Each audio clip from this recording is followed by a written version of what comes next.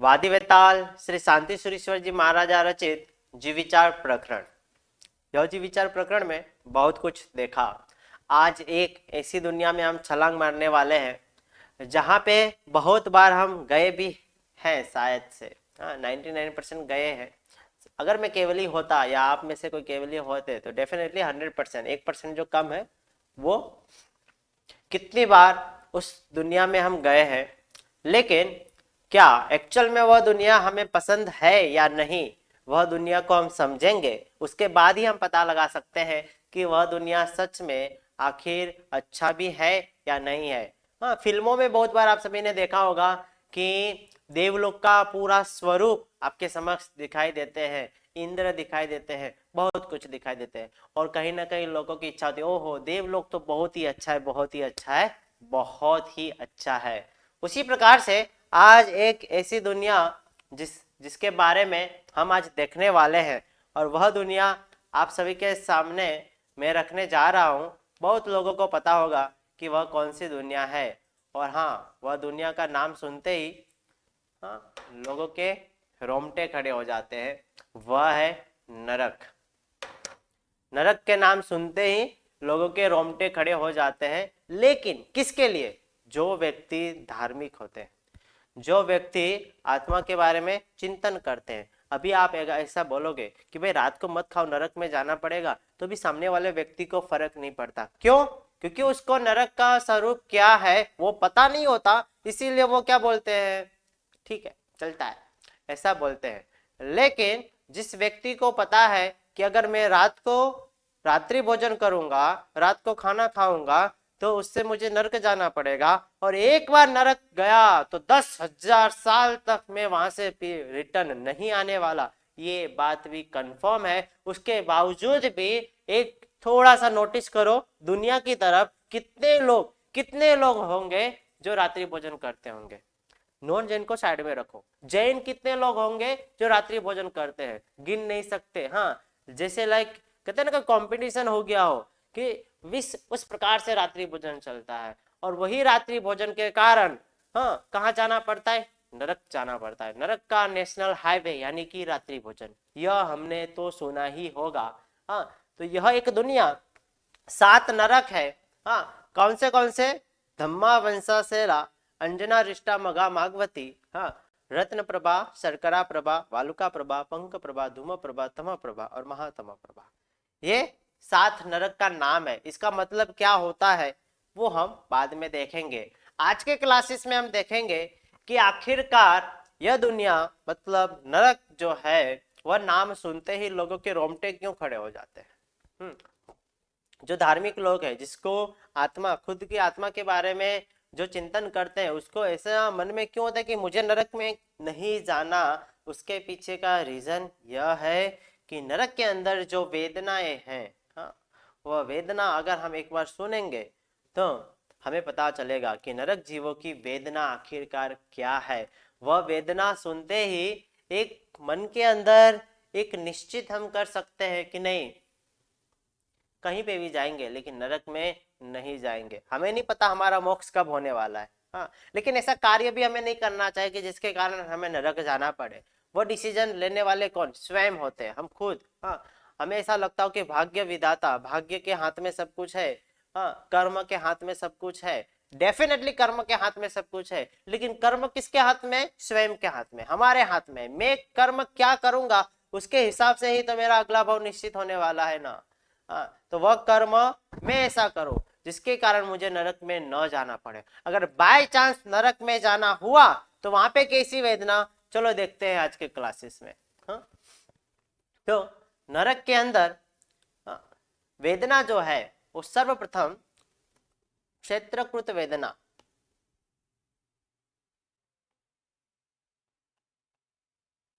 प्रथम नंबर पे क्षेत्रकृत वेदना। जो नरक में रहते हैं उसे नरकावास कहते हैं। नरक के अंदर जो रहने वाले हैं ऐसे जीव यानी कि नारकी, हाँ, उनको क्षेत्रकृत वेदना, क्षेत्र का मतलब होता है जमीन, हाँ, और उनके द्वारा जो वेदना दी जाती है वह वेदना है, अर्थात के जैसे जैसे जैसे नीचे जाते हैं वैसे वैसे वहां पे अंधकार, चारों ओर अत्यंत ही अत्यंत गाढ़ अंधकार देखने को मिलता है। मतलब सोचो, जस्ट सिर्फ इमेजिन करो कि जो व्यक्ति अंधा है, मतलब जिसे दिखाई नहीं देता है, उसका जीवन कैसा होता है। हाँ, वो रोड पे चल तो रहे लेकिन कुछ दिखाई नहीं देता। हाँ, उसके सामने अगर ऐसा कहेंगे कि नया मॉल बना हुआ है, चलो देखने जाते हैं, तो क्या वो देख पाएगा? नहीं देख पाएगा। वह सुख का अनुभव सिर्फ करेगा लेकिन उसको कुछ दिखाई नहीं देगा। वैसा ही जीवन, सारे के सारे जितने भी नरक है वहां पे भरपूर अंधकार ही अंधकार देखने को मिलता है। हाँ, जहां तहां देखो वहां पे सिर्फ और सिर्फ दुर्गंध ही दुर्गंध देखने को मिलता है। हम्म? हम जहाँ पे भी रहते हैं, जिस सोसाइटी में रहते हैं, अगर गटर की लाइन जो है, वह गटर की लाइन अगर खुल जाए, हाँ, और वहां से बदबू आने लगे, तो किसी को पसंद आता है? हम में से किसी को पसंद नहीं आता। क्यों? क्योंकि उसका दुर्गंध ही है। और नरक में जाने के बाद उसके सामने ये गटर की दुर्गंध कुछ नहीं कहलाती। हाँ, इतना दुर्गंध नरक में, इससे अधिक अधिक अधिक प्रमाण में ज्यादा दुर्गंध जो है वो नरक में देखने को मिलता है। हाँ, उसके बावजूद भी यहाँ पे खत्म नहीं होता। हाँ, भयंकर दुर्गंध तो देखने को मिलता ही है। और वातावरण, ये सब कुछ जो है, कहते हैं ना कि प्रॉपर हम वातावरण चेक करते हैं कि कहीं पे ट्रैवलिंग करना हो, कहीं पे जाना हो, हाँ, तो वातावरण चेक करते हैं परफेक्ट है या नहीं। और नरक में तो ऐसा कुछ ठिकाना ही नहीं होता। हाँ, तो नरक में क्षेत्रकृत वेदना, आप जब ये रत्न प्रभा, शर्करा प्रभा, उसका मीनिंग देखोगे तो उसकी भूमि कैसी होती है वो आपको पता चलेगा कि कीचड़, हाँ, के नीचे से ऐसे कांटा की तरह हमें लगे, जमीन पे चले, उस प्रकार से नरक में देखने को हमें मिलता है। ओके, तो ये विविध प्रकार के जो है वह वेदना यहाँ पे देखने को मिलता है। तो उसमें से सर्वप्रथम कौन है? क्षेत्रकृत वेदना। सेकंड नंबर की बात करें तो नरक में उष्ण वेदना।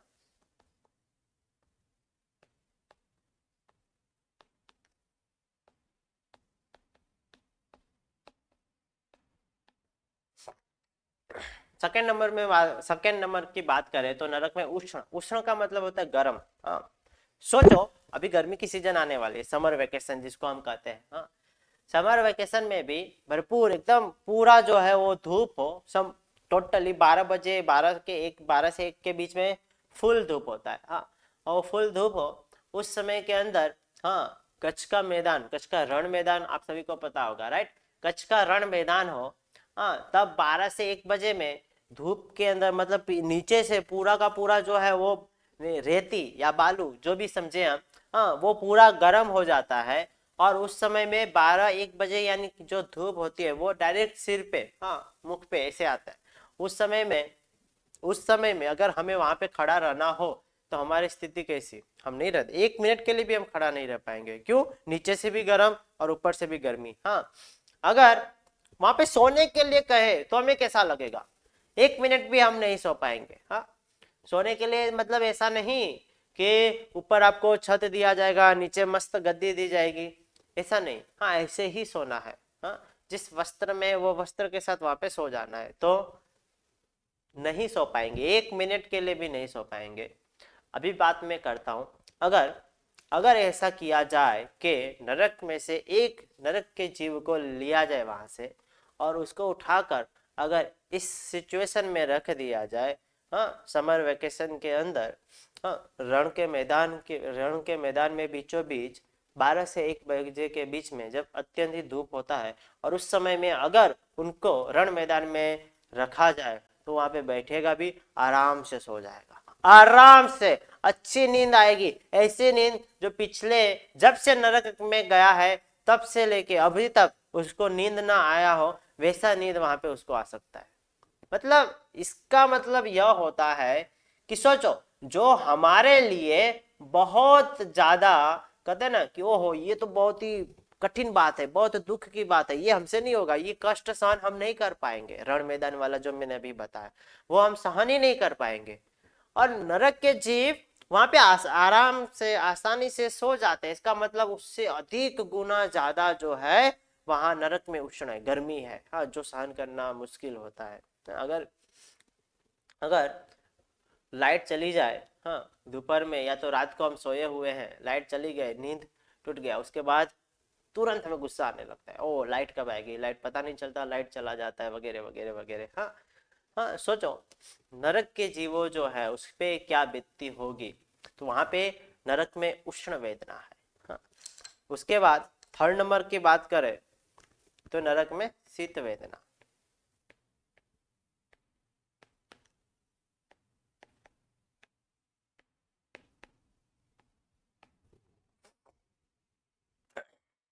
थर्ड नंबर की बात करें तो नरक में क्या है, नरक में शीत वेदना। शीत का मतलब होता है शीतल, ठंडा। ओ, गर्म भी है ठंडा भी है, दोनों को मिक्स कर दिया जाए तो भी असह्य पीड़ा वह देते हैं। तो सोचो अभी हम यहाँ पे हिमालय पर्वत के बारे में आप सभी को पता ही है, वहां पे हाँ ठंडा विस्तार हो, हाँ ठंडी की मौसम हो, और उस विस्तार में बर्फ से भरपूर, हिमालय की बात करें हाँ वहाँ पे बर्फ तो गिरता ही है। हाँ, तो बर्फ से भरपूर हो और उस स्थान पे अगर परमाधामी को वहां पे लेके रख दिया जाए तो उसमें भी ठंडी के सीजन में बर्फ के बीचों बीच सुबह के 3 बजे 4 बजे जब अत्यंत ही ठंडी होती है, उस समय में अगर परमाधामी को वहां पे बिठाया जाए तो वो वहां पे आसानी से सो जाते हैं। सो जाएंगे, इसका मतलब क्या है कि नरक में अधिक से अधिक ज्यादा जो है वहां पे शीत देखने को मिलता है, मतलब ठंडा भी देखने को मिलता है। हाँ, तो टोटल 7 नरक है। 7 नरक का स्वरूप हम देखेंगे बाद में, अभी सिर्फ देखते हैं कि वेदना नरक में कैसी है। तो उसमें से पहली दूसरी और तीसरी नरक जो है उसमें अत्यंत ही उष्ण वेदना देखने को मिलती है। पहली नरक, दूसरी नरक, तीसरी नरक, उष्ण वेदना। एमसीक्यू में पूछा सकता है। हाँ, उसके बाद चौथी नरक जो है उसमें अधिक जो है वो उष्ण वेदना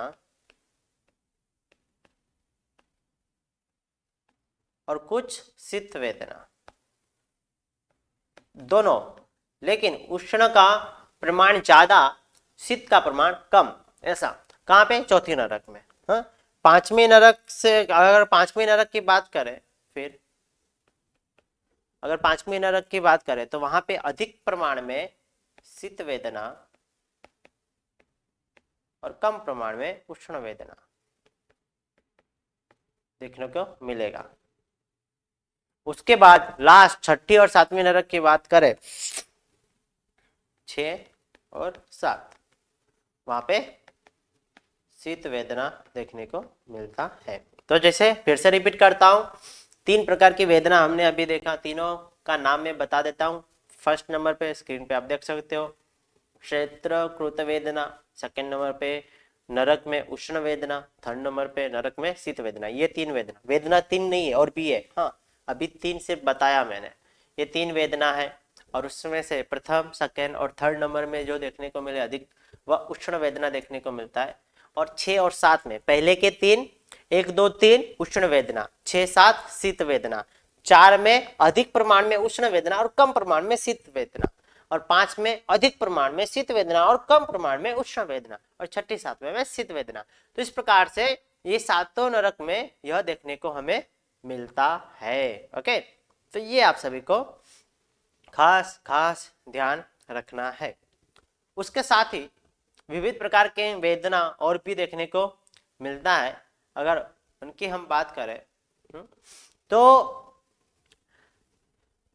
नरक में जो नारकी जीव होते हैं वो अत्यंत ही हाँ अशुभ कहलाते हैं। क्यों, नीचे के आप जो रीजन देखोगे अभी वह सुनने जैसा है, समझने जैसा है। कि नारकी के पास जो शरीर के साथ जो संबंध होता है, उनका शरीर के साथ जो संबंध होता है वो उनमें उनके पुद्गल जो होते हैं वो हमेशा अशुभ होता है।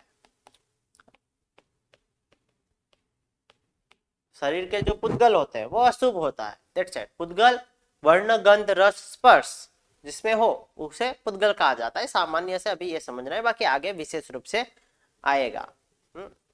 गति की बात करें तो नरक के जो जीव होते हैं, सेकंड नंबर पे गति की बात करते हैं। नरक के जो जीव होते हैं उनका जो चलन है, मतलब चलने का तरीका है, वह पूरा टेढ़ा होता है, मतलब अशुभ होता है चलने का तरीका। हाँ, जिसे ऊंट आदि की तरह देखने को मिलता है। उसके बाद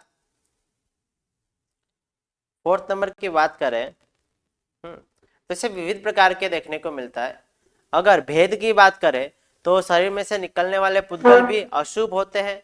वर्ण की बात करें तो वहां पे सभी जगह पे अंधकार अंधकार देखने को मिलता है।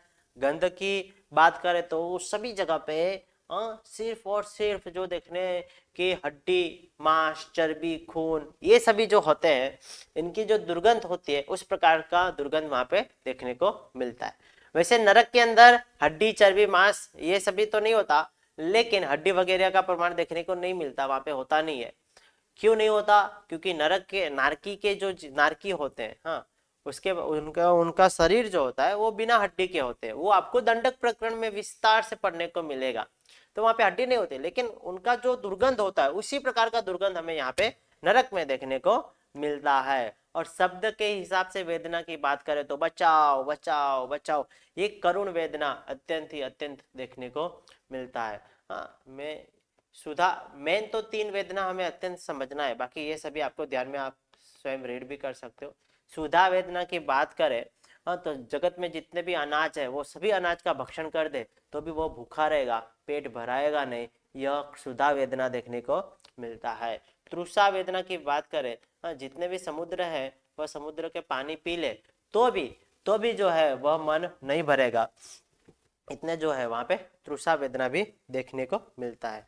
अगर खुजली की पीड़ा की बात करें ना, खुजली जो हम करते हैं ना, खुजली की बात करें तो चाकू, हाँ, चाकू लेके शरीर को खुजाए तो भी, हाँ, तो भी उनकी खुजली की वेदना कम नहीं होती। हाँ, मतलब उससे ऐसी खुजली होती है कि उसको मन करता है मैं चाकू लेके खुजाऊं। हाँ, समझ रहे हो?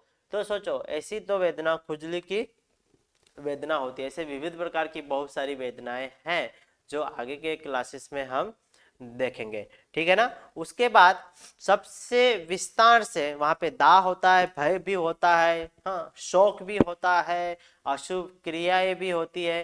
तो ये सभी विविध प्रकार की वेदनाएं हमें देखने को मिलता है। आप सभी बुक से रीड कर लीजिएगा, मेन वेदना मैंने आप सभी को समझा दिया। अभी देखो कि एक चीज वहां पे ये भी देखने को मिलता है कि पारस्परिक